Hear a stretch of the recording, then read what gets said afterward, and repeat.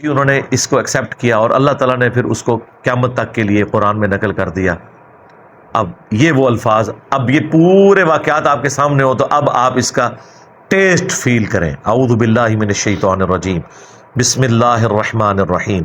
فلولا كانت قرية آمنت فنفعها ایمانها، پس کیوں ایسا نہ ہوا کہ کوئی بستی ایمان لائی ہو تو اس کو ایمان لانا نفع دے دیتا.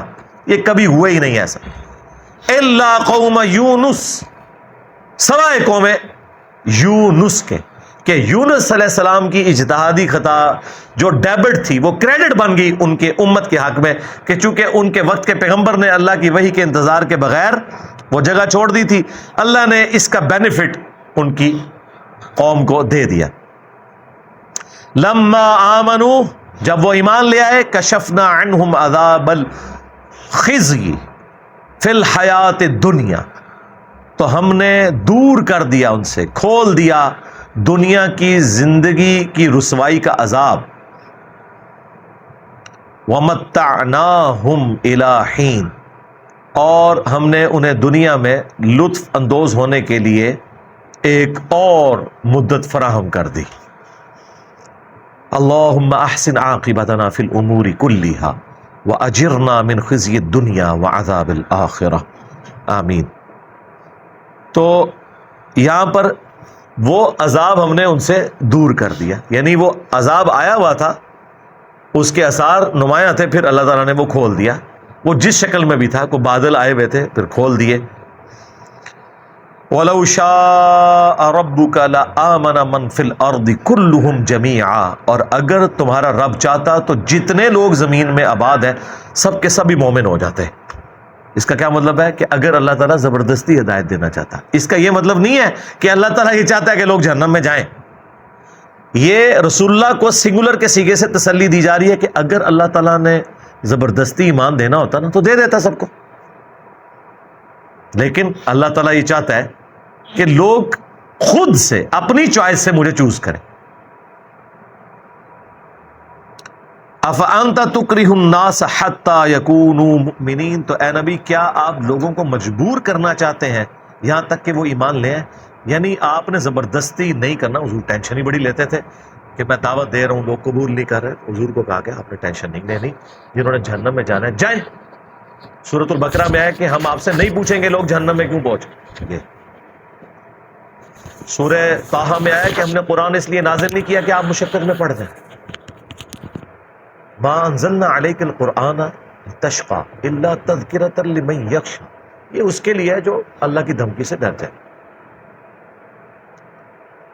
وما کان لنفس ان تؤمن الا باذن اللہ، اور کسی جان کے لیے یہ ممکن ہی نہیں ہے کہ وہ ایمان لے آئے مگر اللہ کے اذن سے. مراد یہ کہ صرف کوشش بھی کوئی چیز نہیں ہے، اللہ کی طرف متوجہ بھی ہوں، تقدیر پلس کوشش دونوں مل کے کمپلیشن کی طرف جاتے ہیں. ربنا لا تزغ قلوبنا بعد اذ ہدیتنا وہب لنا من لدنک رحمہ انک انت الوہاب، آمین. وَيَجْعَلُ الرِّجْسَ عَلَى الَّذِينَ لَا يَعْقِلُونَ، اور اللہ تعالیٰ کی سنت ہے کہ وہ گندگی ڈال دیتا ہے ان لوگوں پر جو بے سمجھ ہیں، یعنی جو اپنی عقل کو استعمال نہیں کرتے ان پر اللہ گندگی ڈال دیتا ہے، انہیں حق بات سجائی نہیں دیتی، اور دوسروں کو اللہ تعالیٰ ان کی کوشش کی سبب ایمان دے دیتا ہے. اس کو آپ دنیا میں مثال سے سمجھیں. ایک ہی بارش برستی ہے نا، زرخیز زمین پر برستی ہے تو وہاں سے کھیتی نکلتی ہے، اور گندگی کے ڈھیر پہ جب وہ بارش پڑتی ہے تو بدبو نکلتی ہے. اس میں بارش کا قصور نہیں ہے، اس گندگی کے ڈھیر کا. ایک شخص نے اپنے آپ کو خود گندگی کا ڈھیر بنا لیا کہ اس نے حق بات قبول نہیں کرنی، تو اس کا اینڈ رزلٹ یہی نکلنا ہے کہ اس سے آپ پورا قرآن گزار دیں، اسے کوئی فرق نہیں پڑے. قُلِ انظُرُوا مَاذَا فِي السَّمَاوَاتِ وَالْأَرْضِ، اے نبی ان سے فرماؤ کہ غور کر کے دیکھو آسمان اور زمین میں جو اللہ کی قدرت کے اتنے بڑے بڑے کرشمے ہیں، فزیکل فینومینا آف نیچر. وَمَا تُغْنِ الْآيَاتُ وَالنُّذُرُ عَنْ قَوْمٍ لَا يُؤْمِنُونَ، لیکن اللہ تعالیٰ کی نشانیاں قدرت کی اور پیغمبر جو ڈر سنانے کے لیے آتے ہیں وہ ان لوگوں کو نفع نہیں دے سکتے کہ جو ایمان نہیں لانا چاہتے ان کا کوئی علاج نہیں ہے. وہی ڈاکٹر سعد صاحب جو فرمایا کرتے تھے نا کہ سوئے ہوئے شخص کو تو آپ جگا سکتے ہیں، جو آنکھیں بند کر کے بکرا بن کے لیٹا ہے وہ تو پہلے ہی جاگ رہا ہے، اب آپ اس کو کہہ رہے ہیں آنکھیں کھول، وہ کیوں کھولے؟ اس کا کوئی علاج نہیں ہے. فَهَلْ يَنْتَظِرُونَ إِلَّا مِثْلَ أَيَّامِ الَّذِينَ خَلَوْا مِنْ قَبْلِهِمْ، بس یہ مشرکین عرب کیا انتظار میں ہے اس طرح کے عذاب کے کہ جو ان سے اگلے قوموں کے اوپر گزر چکا، کہ ان پہ بھی وہی عذاب آ جائے. قُلْ فَانْتَظِرُوا، اے نبی ان سے فرماؤ کہ تم بھی انتظار کرو. انی معکم من المنتظرین، میں بھی تمہارے ساتھ انتظار کرنے والوں میں شامل ہوں. پھر یہ انتظار ختم ہوا. غزوہ بدر عذاب کی پہلی قسط تھی مشرکین عرب میں. پھر غزوہ خندق جس میں مشرکین عرب نے مسلمانوں کو پاور پھر الٹیمیٹلی صلح حدیبیہ پہ جا کے تسلیم کر لیا. حضور کے کیس میں جو عذاب استحصال ہے وہ صحابہ کی تلواروں کے ذریعے آیا، سورہ التوبہ آیت نمبر 14. جس طرح اگلی قوموں پر عذاب آتا تھا اللہ تعالیٰ کی طرف سے چنگھاڑ کی شکل میں، طوفان کی شکل میں، پتھروں کی بارش کی شکل میں، یہ ایک ڈیفرنٹ اس حوالے سے موڈ تھا، عذاب ہے تھا بارہ. ثم ننجی رسولنا والذین آمنوا کذالک، پھر ہم بچا لیں گے اپنے رسولوں کو اور جو ایمان لے کر آئے. بے شک ایسا ہی ہوا کرتا تھا. حقا علینا ننجی المؤمنین، یہ ہم پر مومنین کا حق ہے کہ ہم انہیں نجات دیں گے. یہ صحابہ کرام کو بھی تسلی دی جا رہی ہے کہ آپ کے کیس میں بھی الٹیمیٹلی ایک دن آئے گا کہ آپ کے پیغمبر اور آپ رسول اللہ کے جو جانثار ساتھی ہیں ان کو نجات ملے گی اور آپ کے مخالفین تباہ و برباد ہوں گے. بہرحال یہاں پہ اللہ کی رحمت کا بھی ایک ظہور ہوا کہ فتح مکہ کے موقع پر جب وہ آخری آفر دی گئی سورہ توبہ والی کہ یا تو ایمان لے آؤ ورنہ 4 مہینے کا ٹائم ہے، عذاب استحصال آئے گا اور قتل کیے جاؤ گے. تو اللہ کا شکر ہے کہ ان لوگوں نے اسلام قبول کر لیا. حالانکہ اللہ تعالیٰ کا 2/3 قرآن مکی دھمکیوں پر مشتمل تھا، جس میں دیکھیں کتنی بڑی بڑی دھمکیاں. یہاں سے تو صحابہ نے کنکلوڈ کیا ہوگا کہ سارے قریش ہی برباد ہو جائیں گے، لیکن میں وہ 8 عمر سیریز جب دیکھتا ہوں نا تو یقین کریں کیفیت طاری ہو جاتی ہے. کہاں 2/3 مکی قرآن کہ عذاب آ جائے گا، عذاب آ جائے گا، ایمان لے آؤ، ایمان لے آؤ، اور آخر میں معافی کی اناؤنسمنٹ ہو گئی. یہ آفر دے دی کہ ٹھیک ہے معافی ہے، اگر عرب کی سرزمین چھوڑ دو، یہاں رہنا تو ایمان قبول کرنا پڑے گا. سارے مسلمان ہو گئے. وہ لوگ جو جانی دشمن تھے ان کو ایمان کی دولت اللہ تعالیٰ نے دے دی. قل یا ایھا الناس، اے نبی فرما دیجئے اے لوگو، ان کنتم فی شک، اگر تمہیں شک ہے، من دینی، میرے دین کے بارے میں، فلا اعبد الذین تعبدون من دون اللہ، تو دیکھو میں تو ہرگز عبادت نہیں کروں گا اللہ کے سوا جو تم نے ہستیاں کھڑی کر رکھی ہیں. ولیکن اعبد اللہ الذی یتوفاکم، بلکہ میں تو عبادت کروں گا اس اللہ کی جو تمہیں موت دیتا ہے. زندگی موت کس کے ہاتھ میں؟ اللہ کے ہاتھ. اس میں ایک انڈائریکٹ دعوت بھی چلی گئی کہ جن ہستیوں سے مجھے ڈرا رہے ہو نا وہ میرے نفع نقصان کی مالک نہیں ہو سکتی ہیں. زندگی موت اللہ کے ہاتھ میں. وَأُمِرْتُ أَنْ أَكُونَ مِنَ الْمُؤْمِنِينَ، اور مجھے تو یہی حکم ہوا ہے کہ سب سے پہلے میں اہل ایمان میں شامل ہوں، میں اللہ کے سامنے سر تسلیم خم کروں.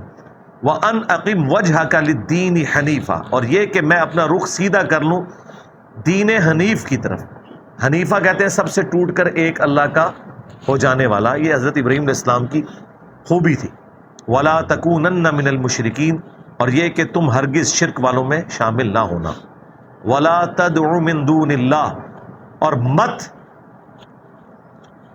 پکارو اللہ کے سوا ان ہستیوں کو، مَا لَا يَنفَعُكَ وَلَا يَضُرُّكَ، جو اے نبی نہ تمہیں کوئی نفع دے سکتی ہیں نہ نقصان. فَإِن فَعَلْتَ، اگر آپ نے ایسا کیا، فَإِنَّكَ إِذًا مِّنَ الظَّالِمِينَ، تو پھر آپ بھی ظالموں میں شامل ہو جائیں گے. یہ نبی علیہ السلام کو سنگولر کے سیغے سے خطاب ہے، لیکن بیسیکلی آپ کے ذریعے پوری امت کو خطاب ہے کہ آپ نے پکارنا کس کو ہے؟ جو آپ کے نفع نقصان کا مالک ہے، اور اللہ کے سوا کوئی اور ہستی نفع نقصان کی مالک نہیں. پھر سورۃ الاعراف میں جس شان سے ہے کہ نبی تم تو خود اپنی جان کے نفع نقصان کے لیے مالک نہیں ہو. اور اسی پہ میری وہ حال ہی میں ویڈیو آئی ہے جو میں خواہش رکھتا تھا کہ مرنے سے پہلے ایک ایسی ویڈیو ریکارڈ کرواؤں 2.25 گھنٹے کی، جس میں وہ توحید بیان ہو جو اللہ تعالیٰ نے قرآن میں انبیاء کی توحید بیان کی ہے. شیطانی توحید، شیطانی بابوں کا فتنہ، اس عنوان سے وہ ویڈیو ہے، اس میں میں نے آلموسٹ اس قسم کی ساری آیات کور کی. اب وہ مشہور زمانہ آیت آ رہی ہے جو میں نے دعا صرف اللہ ہی سے ریسرچ پیپر میں بھی لکھی ہے، کئی دفعہ بیان بھی کی ہے. یہ آیت جو ہے وہ سورہ الزمر میں بھی آتی ہے، سورہ یونس میں. وَإِن يَمْسَسْكَ اللَّهُ بِضُرٍّ فَلَا كَاشِفَ لَهُ إِلَّا هُوَ. اگر اللہ تعالیٰ کسی کو پکڑ لے سختی میں، تکلیف میں ڈال دے، تو اس تکلیف کو کوئی دور نہیں کر سکتا سوائے اس اللہ کے. اللہ اکبر. وَإِن يُرِدْكَ بِخَيْرٍ، اور اگر اللہ تعالیٰ تمہارے لیے خیر کا ارادہ کر لے، فَلَا رَادَّ لِفَضْلِهِ، تو پھر اللہ کے فضل کو کوئی رد نہیں کر سکتا. اللہ اکبر کبیرہ. اسی کانٹیکسٹ میں وہ دعا ہے جو بخاری اور مسلم دونوں میں موجود ہے. حضرت معاویہ رضی اللہ تعالیٰ عنہ نے خط لکھا مغیرہ ابن شعبہ کو اور کہا کہ مجھے آپ کوئی ایسی دعا بتائیں جو آپ نے خود رسول اللہ سے سیکھی ہو صلی اللہ علیہ وآلہ وسلم. تو پھر انہوں نے جوابی خط لکھا جو بخاری مسلم دونوں میں ہے کہ نبی علیہ السلام ہر فرض نماز کے بعد پڑھا کرتے تھے لا الہ الا اللہ وحدہ لا شریک لہ لہ الملک ولہ الحمد وہو علی کل شیء قدیر اللہم لا مانع لما اعطیت ولا معطی لما منعت ولا ينفع ذا الجد منک الجد. اے اللہ، اس کو کوئی منع نہیں کر سکتا جس کو تو عطا کر دے، اور جسے تو منع کر دے اسے کوئی عطا نہیں کر سکتا، اور کسی بھی شخص کو اس کا کوئی عہدہ تیرے مقابلے پر نفع نہیں دے سکتا. یعنی اسی آیت کو ٹرانسلیٹ کیا ہوا ہے حضور نے دعا میں، اللہم لا مانع لما اعطیت، اے اللہ جسے تو عطا کر دے کوئی منع کر ہی نہیں سکتا اسے، ولا معطی لما منعت، اللہ ولا ينفع ذا الجد منک الجد، جس سے تو منع کر دے اسے کوئی عطا نہیں کر سکتا، اور بڑے سے بڑے انسان کو اس کا کوئی دنیاوی عہدہ کوئی فائدہ نہیں پہنچا سکتا تیرے مقابلے پر. یہی عقیدہ یہاں پہ اب دیکھ لیں. ان آیات اور ان دعاؤں کے ہوتے ہوئے بابدشاہی کوئی نہیں. ہاں، اللہ تعالی اگر کسی کو پکڑ لے تکلیف میں تو کوئی اس کی تکلیف دور نہیں کر سکتا. لہری تکلیفیں ذرا گننی شروع کریں. کیا پیشاب کا بند ہو جانا تکلیف نہیں ہے؟ ہاں جی، جن کا بند ہوا ہے ذرا ان سے پوچھیں یا ان کے گھر والوں سے پوچھیں کہ ان کو کس حالت میں ہاسپٹل لے کے جاتے ہیں. تو اللہ تعالیٰ فرما رہا ہے نا، کہتے ہیں کہاں لکھا ہوا ہے؟ قرآن میں لکھا ہوا ہے. اگر اللہ تعالیٰ کسی کو پکڑ لے تکلیف کے ساتھ تو اس کی تکلیف کو دور نہیں کر سکتا. اس کو ٹرانسلیٹ کر لیں کہ اللہ تعالیٰ اگر کسی کا پیشاب بند کر دے تو اس کو کوئی دور نہیں کر سکتا.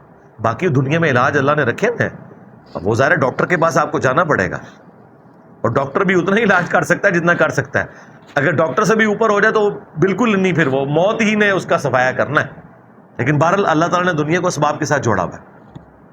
وہ اللہ ہی نے سجھایا ہے کہ اس کا علاج یوں سرجری ہوگی، وہ اتنی آسانی سے نہیں ہوتا. ہاں، جب وہ پیشاب والی نالی داخل کرتے ہیں نا تو بڑے بڑے بزرگ کی بھی چیخیں نکل جاتی ہیں، جن کے بارے میں آپ کہتے ہیں لا خوف علیہم ولا هم یحزنون، ان کو نہ کوئی خوف ہوتا ہے نہ کوئی غم ہوتا ہے. وہ جب پیشاب والی وہ نالی داخل کرتے ہیں تو پتہ چل جاتا ہے ایک بار انسان کو، تکلیف سے گزرنا پڑتا ہے.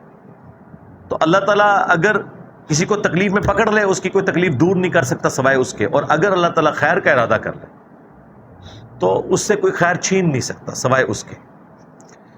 یصیب بہ من یشاء من عبادہ، اللہ تعالیٰ سرفراز فرماتا ہے اپنے فضل و کرم سے جس کو چاہتا ہے اپنے بندوں میں سے.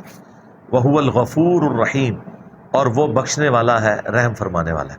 دیکھیں جی، اتنی سخت سخت باتیں کر کے بھی کنکلوژن کس پہ ہو رہی ہے؟ توبہ کر لو، معاف کر دیں گے. خیر ہے، دھمکی کے بعد، عذاب کی دھمکی دینے کے بعد پھر آفر لگائی جا رہی ہے. یہ اللہ تعالیٰ کا ہی رحم ہے. یہ حقیقت بات ہے کہ اللہ سے بڑھ کر کوئی رحم فرمانے والا نہیں ہے. اللہ تعالیٰ کا یہ بھی رخ ہے جو دیکھنے والی چیز ہے کہ اللہ تعالیٰ دھمکیاں دیتا ہے لیکن اینڈ پہ کہتا ہے کہ معافی مانگ لو، چھوڑ دوں گا.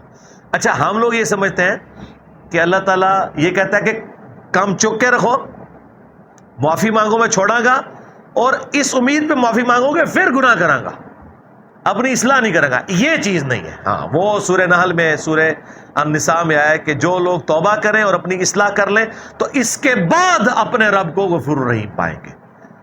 جو بار بار یہ حرکت کرتا ہے اور اس نیت سے کرتا ہے وہ اللہ کے ساتھ مذاق کر رہا ہے. بار بار گناہ ہونا اور اس پہ توبہ کرنا معافی یقینی ہے، لیکن توبہ اس امید پہ کرنا کہ میں ابھی تو توبہ کر لیتا ہوں بھائی کام پا لاں گا، تو وہ توبہ کی ہی نہیں اس نے، 2 نمبر ہے۔